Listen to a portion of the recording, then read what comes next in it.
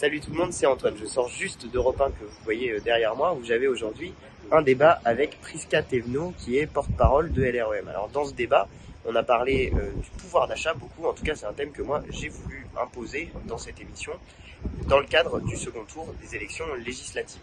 Vous le savez, ce 19 juin, nous avons la possibilité, puisque la NUP est au deuxième tour dans 406 circonscriptions, d'emporter la majorité et de faire en sorte que Jean-Luc Mélenchon devienne Premier ministre. Donc saisissez-vous de vos bulletins de vote. Je vous laisse regarder cette émission et comme toujours, je vous retrouve à la fin.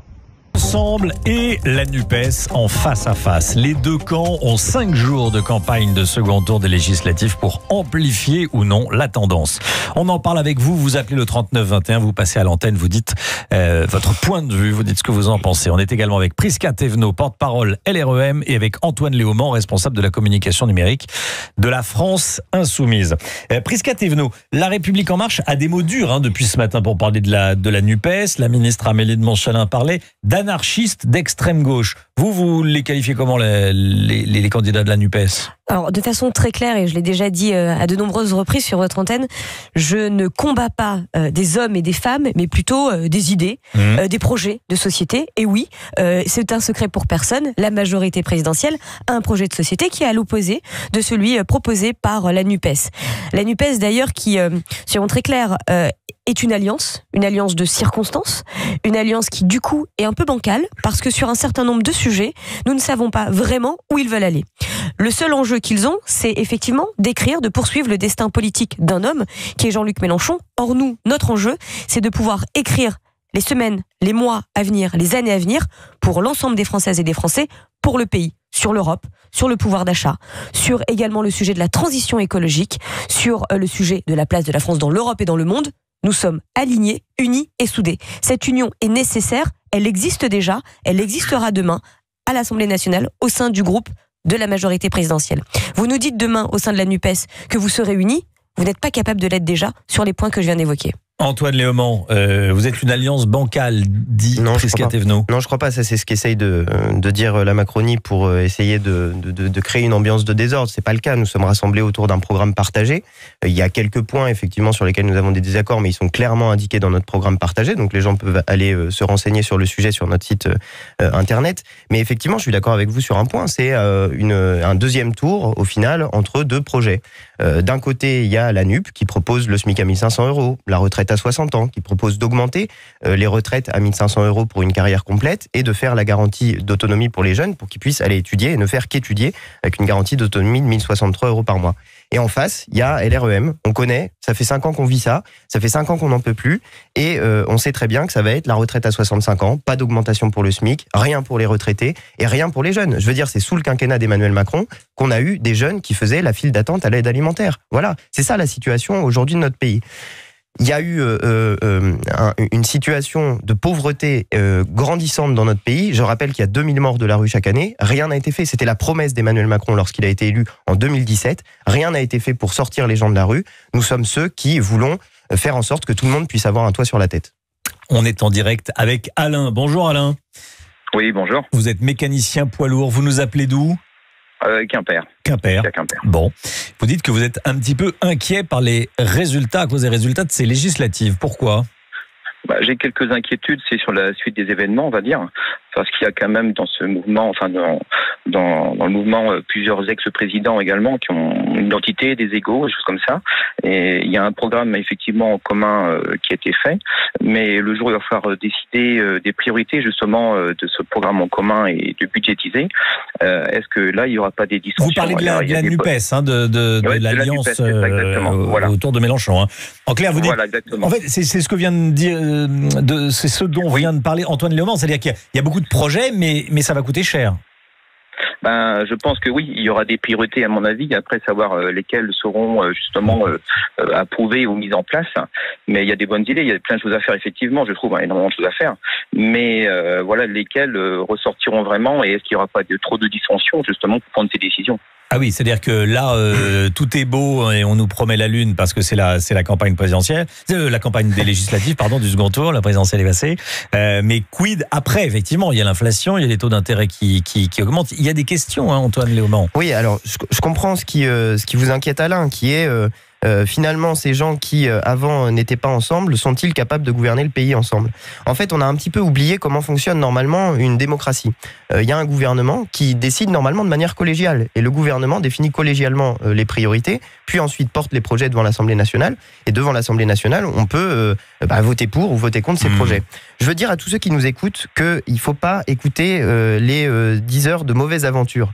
On a en réalité la possibilité encore de remporter cette élection législative. On est au deuxième tour dans 406 circonscriptions. Il en faut 289 pour que Mélenchon devienne Premier ministre et qu'on gouverne le pays. C'est tout à fait atteignable, mais il y a un mais. Il faut que ceux qui se sont abstenus au premier tour de l'élection législative aillent aux urnes et clairement on pourra emporter cette élection. Midi 27, on est avec Antoine Léaumont, on est avec Prisca Thévenot, porte-parole de La République En Marche, et Alain, j'aimerais bien que vous restiez avec nous. Il y a une petite pub, ensuite un flash et on se retrouve juste après. Merci beaucoup d'être avec nous sur Europe 1 dans Europe Midi. À tout de suite. Europe Midi, on est avec vous, vous appelez le 3921, vous passez à l'antenne. On est également avec Prisca Thévenot, porte-parole de La République En Marche, et avec Antoine Léaumont, responsable de la communication numérique de la France Insoumise. Et on est toujours en direct avec vous, Alain, depuis Quimper, mécanicien poids lourd. Vous aviez des questions sur le projet de la NUPES. Vous dites, c'est bien beau de proposer le SMIC à 1 500 €, la retraite à 60 ans, des revenus jeunes, mais comment tout ça va être financé? Je résume bien votre point de vue, Alain? C'est une question que je pose parce qu'il y a des très bonnes idées là-dedans. Oui. Il y a de très bonnes idées. Il y a beaucoup de justement d'autres partis des fois pourraient s'inspirer aussi certaines choses. Mais voilà, on a du mal à trouver son identité dans un parti, on va dire. Il y a plein de bonnes idées dans différents partis, mais on a un peu de mal. Et après, effectivement, il y a la question du financement de tous ces projets-là, parce que l'Europe aussi nous bloque un petit peu, on va dire, parce qu'on risque finalement de payer des amendes si jamais on a des dépassements de budget. Ça, c'est un peu contraignant. Mais voilà. Prisca Thévenot, Antoine Léaumont vous écoute. Alors, merci beaucoup Alain pour votre question, qui était très claire effectivement, qui pose la question du financement de l'ensemble des mesures dont les Français et les Françaises ont besoin au quotidien, et ça, il n'y a pas de débat. Je pense que la réponse de monsieur Léaumont a été très claire, c'est-à-dire qu'il vous a appelé à voter pour la NUP sans répondre très clairement à votre question. Je vais vous le dire de façon très claire, oui, nous devons faire en sorte que chaque travailleur et chaque travailleuse en France puisse vivre dignement de son travail. Nous devons faire en sorte que la charge fiscale, la pression fiscale sur l'ensemble des travailleurs s'allège. C'est ce que nous avons fait au cours de ces 5 dernières années, aussi bien pour les entreprises, mais aussi et surtout pour l'ensemble des ménages français, et nous devons continuer. Oui, nous devons agir aussi pour les plus fragiles d'entre nous, bien évidemment, les travailleurs précaires, les personnes au SMIC. C'est ce que nous avons fait au cours des 5 dernières années, et c'est ce que nous allons continuer à faire avec notamment l'allègement des charges sociales et les différentes primes d'activité, dont la prime Macron. Mais nous devons aussi travailler sur les plus fragiles d'entre nous, qui sont les retraités. Et nous proposons dès le mois de pas de décembre, mais de juillet, décidément, les jours vont vite, dès le mois de juillet, de pouvoir revaloriser les pensions de retraite. Vous voyez, encore une fois, les belles promesses n'engagent que celles et ceux qui y croient, mais je vous invite, et vous le faites très justement, monsieur, à regarder aussi ce que ça implique pour demain. Aujourd'hui, et ce n'est pas moi qui le dis, c'est Terra Nova, un think tank qui n'est pas la majorité présidentielle, qui est indépendant, et qui le dit de façon très claire, le programme économique proposé par Jean-Luc Mélenchon, par la NUP, reviendrait pour la France à avoir des impacts économiques tels que la Grèce a pu les connaître au pire moment de sa crise économique. Donc vous nous dites, si on applique le programme de la NUP, ça fait couler l'économie française. Non, ce sont des belles promesses. Ce sont des belles promesses. Je pense que nous avons aujourd'hui besoin d'une parole politique responsable. Et être responsable, ce n'est pas simplement dire à qui veut l'entendre, je vais vous donner ceci, je vais vous donner cela. C'est expliquer aussi comment on engage notre société, comment on engage nos enfants. Alors, je pense que Madame Thévenot, vous n'avez pas bien regardé ce que nous avions fait pendant la campagne présidentielle. Non, je l'ai pas regardé, je l'ai lu.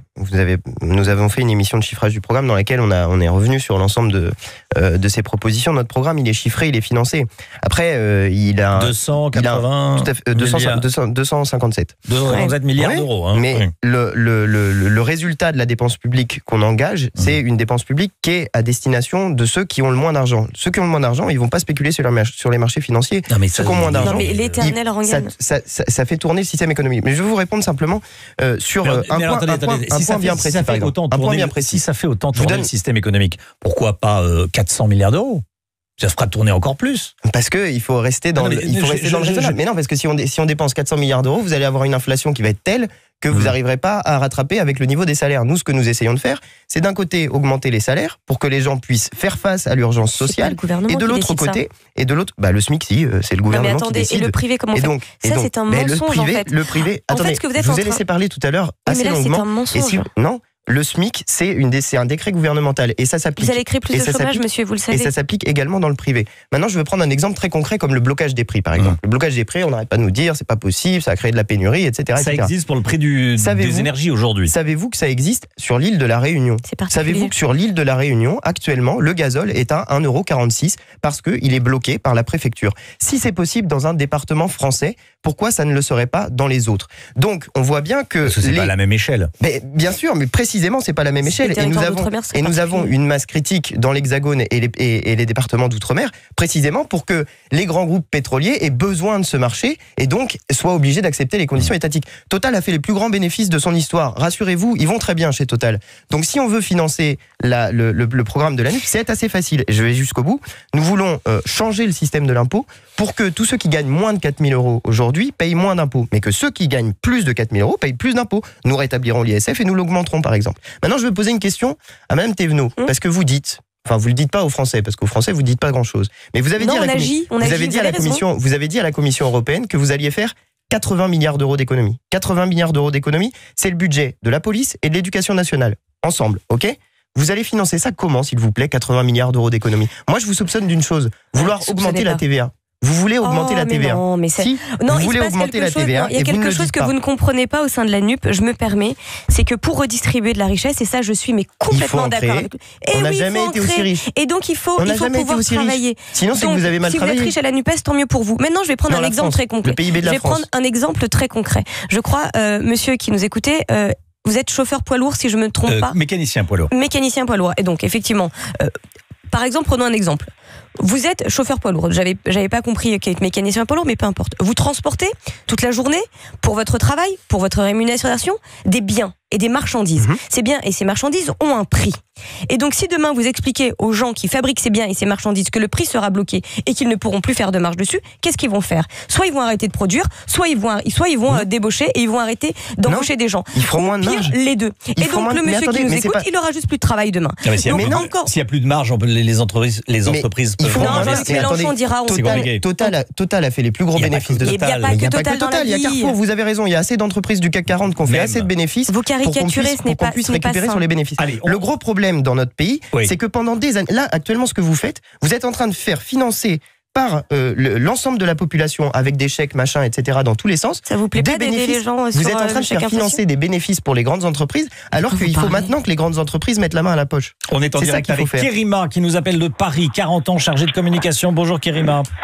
Bonjour. Vous dites, merci d'être avec nous, déjà, d'avoir appelé le 3921, d'être avec nous en direct dans Europe Midi. Vous dites, je ne suis pas étonné par les résultats des législatives. Pourquoi?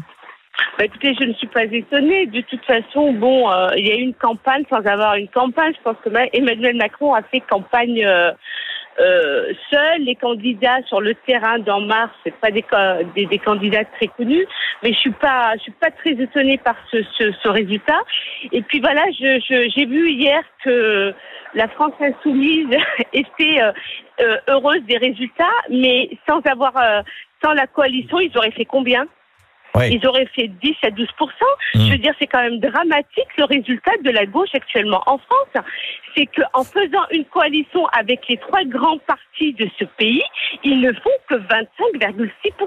Alors pourquoi ça fonctionne pas selon vous, pas assez à votre goût? Pour moi, je pense que ça ne fonctionne pas parce que la France insoumise, c'est un oubli global de gens déjà qui ne sont pas d'accord sur les idées.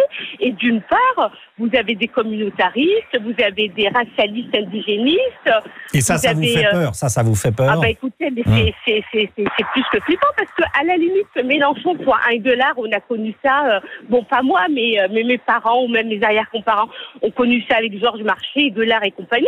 Mais c'est pas la même chose. Là, c'est ce qui veut dire que dans son parti à lui, il a quand même des gens comme Bono, qui sont quand même des candidats assez dangereux. Sur les histoires du burkini, par exemple, le port du burkini, vous savez, dans les piscines autorisées à Grenoble là, par les écologistes, qui représentent une partie de l'extrême gauche, attendez, sera examiné demain au Conseil d'État. Par exemple, ça, il aurait dû dire non au burkini dans les piscines. Il aurait dû dire non, mais de toute façon, elle le dit très très bien. Aurélia Bouteldiat, elle dit que Jean-Luc Mélenchon est un butin de guerre, qui l'ont fait revenir sur des idées qu'il avait, comme la laïcité, le port du voile, où il était contre. Elle dit on est arrivé à le faire revenir sur ça, mais vous vous rendez compte? Pour moi, actuellement, la France insoumise telle qu'elle est actuellement, c'est dangereux et il faut les faire battre. Elle est dangereuse. Antoine Léaumont de la France insoumise vous répond. Oui, c'est le burkini, ça met pas de l'essence dans la voiture à la fin du mois. Et ça, c'est la diversion systématique qui est faite contre nous. Alors il y a un coup un coup l'islamo-gauchisme, ça n'existe pas, mais c'est pas grave. Et un coup, ça n'existe pas. Un coup, oui, non, ça n'existe pas. Les universitaires qui en étaient accusés par la ministre de l'université à l'époque s'en souviennent très bien. Mais l'islamo-gauchisme, ça n'existe pas. On nous prête des propos sur la police que nous ne tenons pas. Et ça, c'est les deux sujets de diversion permanents. Pourquoi ? Parce qu'il y a des gens qui ont intérêt à ce que le système continue tel qu'il est à l'heure actuelle. Il y a des gens qui ont intérêt à ce que l'ISF ne soit pas rétabli. Ils sont très bien, ils sont très riches, ils vont très bien, tout va bien. Il y a des gens qui ont intérêt à ce que la fraude et l'évasion fiscale puissent continuer tranquillement avec des suppressions de postes chez les contrôleurs fiscaux, comme ça a été fait dans les années précédentes. L'ISF, il a été modifié. Hein, oui, il a été modifié. L'impôt sur la fortune immobilière existe encore. Exactement, si vous voulez, on peut détailler. C'est l'impôt sur la fortune mobilière qui a été supprimé. Ça veut dire quoi ? Ça veut dire l'impôt sur les actions. C'est ça qui a été supprimé. C'est-à-dire que précisément, on a poussé dans ce gouvernement à la spéculation financière, et ça, c'est de l'argent qui vient pas dans l'économie réelle. Donc il faut arrêter de se moquer du monde, et à un moment donné, il faut aller récupérer l'argent où il est, et tous les sujets de diversion qui sont faits pour diviser les Français entre eux, ils sont faits pour une seule et unique chose, c'est pour que le système puisse perdurer, et nous voulons faire en sorte de le changer. Merci Kérima de nous avoir appelé au 3921. Très bonne journée à vous, 12h43, on reste ensemble. Vous appelez le 3921, vous passez à l'antenne, on est avec Prisca Thévenot, porte-parole de La République En Marche, et avec Antoine Léaumont, qui est responsable de la communication numérique de la France Insoumise. À tout de suite. 12h47. Emmanuel Macron aura-t-il ou non la majorité absolue à l'Assemblée nationale? C'est possible, mais loin d'être gagné d'avance. On en parle avec vous au 3921. On sera dans un instant en direct du Val-de-Marne avec Patrice. On est également avec Prisca Thévenot, porte-parole de La République En Marche, et avec Antoine Léaumont, responsable de la communication numérique à la France Insoumise. Je voudrais qu'on parle des consignes de vote. C'est pas très très clair, les consignes de vote du côté de La République En Marche, du côté de Ensemble. Il y a Clément Beaune, qui est ministre, qui dit à titre personnel, en cas de duel Rassemblement National NUPES, je voterai NUPES. Bon, voilà, un ministre. LREM dit on va faire du cas par cas. Bon, ce qui sous-entend que tout est possible. Et Elisabeth Borne dit rien pour le Rassemblement National. Qui faut-il suivre? Qui faut-il croire? C'est très simple en fait. Depuis le début au sein de la majorité présidentielle, donc de La République En Marche et effectivement de l'ensemble des familles politiques qui nous ont rejoints, nous avons un principe et une réponse claire. C'est face aux extrêmes, front républicain, barrage républicain. Donc oui, et là je le dis aussi à titre personnel, mais aussi en tant que porte-parole de La République En Marche, pas une voix pour le Rassemblement National. Nous sommes très clairs. Maintenant, est-ce que ça veut dire qu'on va se jeter à pieds joints face à une candidature à soutenir qui serait contre nos forces de l'ordre, qui crieraient à tue-tête la police tue, ou la police a le droit de mort, ou qui voudrait absolument en revenir et être sur la désobéissance européenne? Je pense que nous avons le droit à la nuance. Et je pense que oui, nous devons être dans un discours de clarté vis-à-vis des Français sur ces points-là. Maintenant, ce que j'aimerais qu'on fasse, et je pense que M. Léaumont va me rejoindre, en tout cas c'est le débat que j'ai eu avec Manon Aubry ce matin, c'est que cet entre-deux-tours nous permet pour une fois, d'avoir un débat de fond. Nous avons deux projets de société radicalement opposés qui s'affrontent. Ne réduisons pas ces 5 jours qui nous restent avant le silence républicain du second tour à nous consacrer, à nous focaliser sur 58 circonscriptions. Pourquoi 58 ? Parce que oui, c'est sur 58 circonscriptions, sur 577, où il y a effectivement un duel NUP-RN. Regardons plus globalement, les Français demandent un débat de fond. Ce débat de fond est nécessaire aussi pour la participation de dimanche prochain. À l'instant, Stanislas Guérini écrit « Soyons très clairs, pas une voix pour le RN face à Marine Le Pen. J'invite à voter Marine Tondelier au second tour des élections législatives. » Il appelle à voter pour la candidate NUPES. Oui, de la même façon, Elisabeth Borne l'a très bien dit ce matin par rapport à M. Roussel. Il n'y a pas de débat. M. Roussel sur la laïcité, il est très clair.